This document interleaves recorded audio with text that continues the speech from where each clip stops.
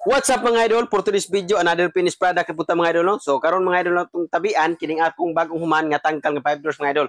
So ug unsay naa ni mga idol, halos nakita na ninyo tanan. Pero ato gyapon i-review sa mga bag-o natong manananaw. So karon mga idol atong tan-awon say na sa sudan ni. So dire mga idol no, ang sukod ani is 22 by 22 inches. Ang pababaw nato mga idol is 23. So ato ni siyang gibuhat mga idol nga sukod nga maintain na gyud nato nga sukod mga idol nga 22 by 23 na ay mga tao mga idol nga naa say tinuan naa say tao nga di mo tuo. So kana mga idol ato na nang gi-fix na nga na para katong mga tao nga motuog sa sukod nga dili pare, so okay na ni siya mga idol no. So about na po diri mga idol no, sa lawganan atong gibutang og lawganan sa gawas kay syempre aron nga dili sad hazard ang paglawg nato. Kitay magdali dali ra pagbutang nato og lawg mga idol dire sila patuntangon. So nata extra nga batugan. So kining batugan mga idol ato ning gibuhat tungod kay dako sad kini nga tabang og manok kay tari atong ibutang kinahanglan na kitay batugan no. Para dili siya magyaka diri sa sahog kay bati sad ang mahugawan ang atong manok. Okay? Pwede ra ibutang pagkabuntag og mahasulan mo nga nasa sod. Okay? So pagabot na sa diri sa atong mga idol no. So plain sheet ang atong gibutang. So ato ning himuwag istorya tungod sa atong mga viewers, followers no nga niingon nga ang manok mabasa ra gani og mo kusog ang uwan. So kana siya mga idol dili kumingon nga dili mabasa ang manok ug kusog ang uwan. So about diri sa atong atop nahitabo ning ngani kay ang plain sheet hardware mga idol mao ra gini kaladron ang plain sheet hardware. So mao ra sa atong nataod mga idol. So pagabot diri na sa atop og moingon kusog ang uwan mabasa ang atong manok pero dili gid ingon nga tanto nga mabasa.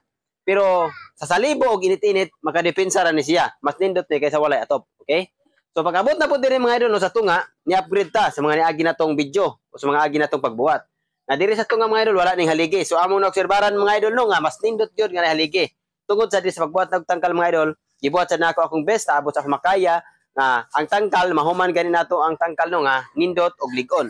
Kay nakabalo ko mga idol nga dili sad lalim mangita og kwarta para ipalit na tog tangkal para sad nako dili sad lalim mobuhat og tangkal nga para nga magustuhan sa atong customer. So gibuhat sa dako diri akong best no.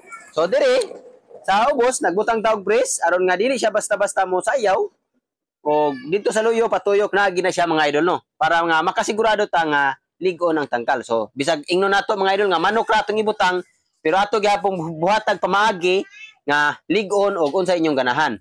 So mao ni mga idol.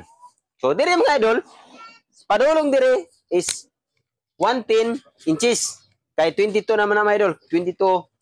22 inches naman na kada luwang. Kay sa una, gabuhat ta 20 inches ra na. Ato naging gipadakan. Ug sa to'y sukod nga sakto sa inyong mga manok, ato na nang gibuhat. Tama na mga idol. So, di na ta maglangan kay ato na ning i-deliver. Kay kini siya mga idol no. So, tulo ni siya kabuhok na deliver na ang duha.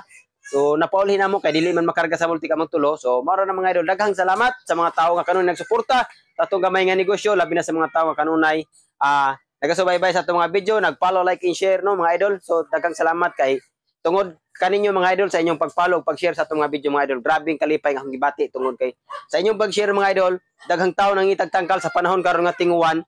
So, dili na sila maglisod og pangita, mga idol. Maingon sila nga, kinahanglan akong tangkal. Mato tao, tanaw ta marketplace, maglisod pa sila gi-scroll.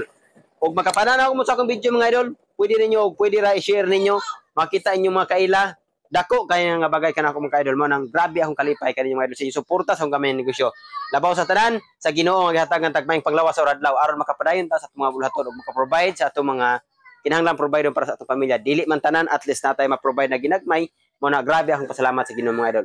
Labaw sa tanan sa akong mga followers, supporters, ug mga tawo nga nitabang sa akong gamay nga negosyo. Thank you so much and God bless you. Bye-bye mga idol.